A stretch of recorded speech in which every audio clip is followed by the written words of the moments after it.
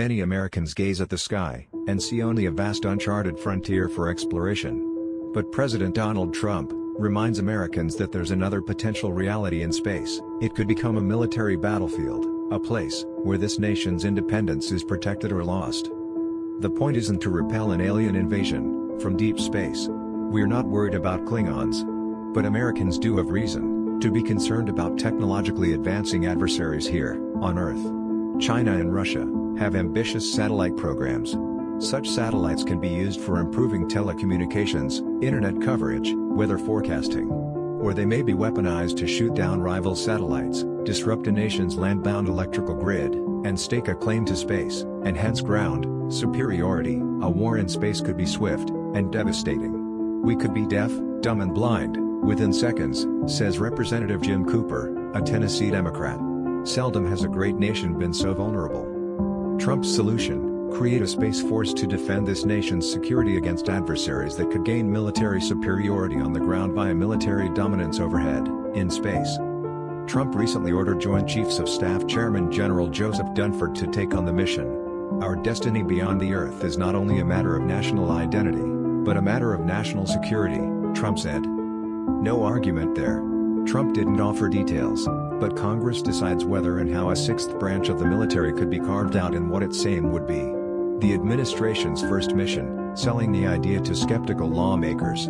Last year, Congress grounded a plan to create a new Space Corps as part of the U.S. Air Force. Many lawmakers and defense officials opposed the move, arguing that it would create an unnecessary layer of bureaucracy and boost friction among branches of the military.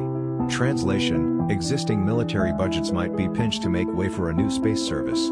Congress ordered a study instead, due by year's end. Trump's Space Force may never fly. But he's right to remind Americans that this nation's adversaries pose a threat to national security. It's a fitting recognition for the holiday when we celebrate liberation from another country's domineering rule. No going back. The space race isn't just about war, but about resources. In 2007, Russia, the nation of Sputnik and illegal territorial expansion, planted a flag 3 miles beneath the North Pole to stake a claim to the polar region's vast oil and gas deposits. We imagine Russian President Vladimir Putin would love to shove the US flag aside on the moon, or beat the US to colonizing Mars, and proclaim them the bounty of his rapacious expansionism. All of this brings to mind the long-running debate over a former president's fears of spacebound warfare, President Ronald Reagan's oft-maligned Strategic Defense Initiative, aka Star Wars. In 1993, this page pointed out that SDI had already outlived the threat for which it was intended, the Soviet Union. President George H.W. Bush scaled it back and declared its purpose was to guard against a handful of missiles launched by a third-world dictator or renegade unit of the now-defunct Soviet Union. We saw the appeal then, given the omnipresent threat of nuclear proliferation. If anything, the case for a defensive posture in space has strengthened. Nuclear proliferation, particularly to terror groups, is a greater threat today than 25 years ago. So is the possibility that some U.S. rival will learn how to paralyze, from space, this nation's digital and other electrical systems.